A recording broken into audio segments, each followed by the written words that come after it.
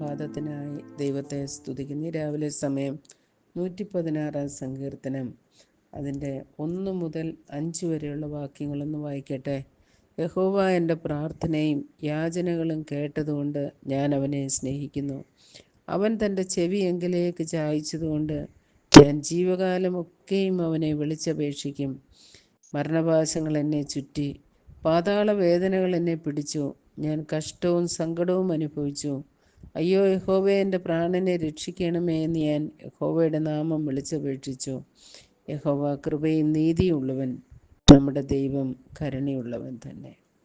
സങ്കീർത്തനക്കാരൻ തൻ്റെ പ്രാർത്ഥനയും തൻ്റെ യാചനയും ദൈവം കേട്ടതിന് ദൈവത്തോട് നന്ദി പറയുന്നു. മാത്രമല്ല, താൻ അനുഭവിച്ച വേദനകളെയും പ്രതിസന്ധികളെയും ഒക്കെ ദൈവസന്നിധിയിൽ ഇരുന്നു കൊണ്ട് ഓർത്ത് എത്രമാത്രം കഠിനതരമായ അനുഭവത്തിലൂടെയാണ് കടന്നുപോയതെന്ന് ഓർത്ത് അതിൽ നിന്ന് വിടുവിച്ച ദൈവത്തിന് ഹൃദയംഗമായി നന്ദി പറയുന്നു. ഒരു നന്ദിയുടെ സങ്കീർത്തനമാണിത്. ഇതോട് ചേർന്ന് യോനായുടെ പുസ്തകം 2-ാം അധ്യായം അതിൻ്റെ 1 മുതൽ ചില വാക്യങ്ങൾ വായിക്കട്ടെ.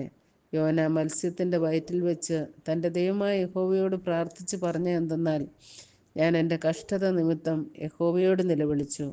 അവൻ എനിക്ക് ഉത്തരമരുളി. ഞാൻ പാതാളത്തിൻ്റെ വയറ്റിൽ നിന്ന് അയ്യം വിളിച്ചു. നീ എൻ്റെ നിലവിളി കേട്ടു. 4-ാം വാക്യം, ഞാൻ നിൻ്റെ വിശുദ്ധ മന്ദിരത്തിലേക്ക് നോക്കിക്കൊണ്ടിരിക്കും എന്ന് പറഞ്ഞു. 7-ാം വാക്യം, എൻ്റെ പ്രാണൻ എൻ്റെ ഉള്ളിൽ ക്ഷീണിച്ചു പോയപ്പോൾ ഞാൻ യഹോവയെ ഓർത്തു. എൻ്റെ പ്രാർത്ഥന നിൻ്റെ വിശുദ്ധ മന്ദിരത്തിൽ നിൻ്റെ അടുക്കൽ എത്തി. അതിൻ്റെ 9-ാം വാക്യം, ഞാനോ സ്തോത്രനാദത്തോടെ നിനക്ക് യാഗം അർപ്പിക്കും. നേർന്നിരിക്കുന്നത് ഞാൻ കഴിക്കും. രക്ഷ യഹോവയുടെ പക്കൽ നിന്ന് വരുന്നു.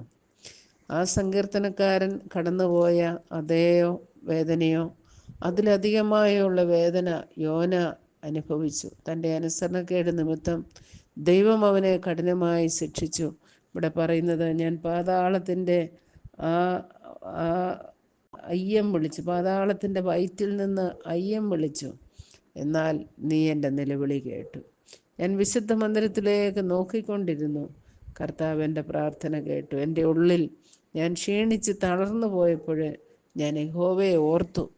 നമുക്ക് ഓരോരുത്തർക്കും ചെയ്യേണ്ടതായ ഒരു കാര്യമാണ്. ജീവിതത്തിൽ നമ്മുടെ കഴിവുകൊണ്ടും നമ്മുടെ സാഹചര്യങ്ങൾ കൊണ്ടും നമ്മുടെ യാതൊന്നിനും നമ്മെ സഹായിക്കുവാൻ കഴിയാത്ത ചില സാഹചര്യങ്ങളിലൂടെ അവസ്ഥകളിലൂടെ നാം കടന്നു പോകുമ്പോൾ നമ്മുടെ ഉള്ളിൽ നമ്മുടെ പ്രാണൻ ക്ഷീണിക്കും.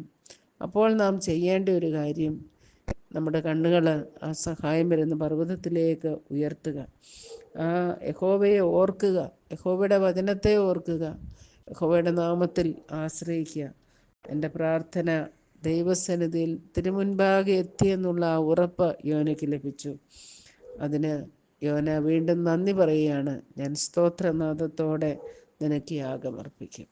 നമ്മുടെ ജീവിതത്തിൻ്റെ ഏതവസരത്തിലും ആശ്രയിക്കുവാനും വിശ്വസിക്കുവാനും പ്രത്യാശിക്കുവാനും കൊള്ളാവുന്നത് യഹോവയുടെ നാമം മാത്രമാണ്.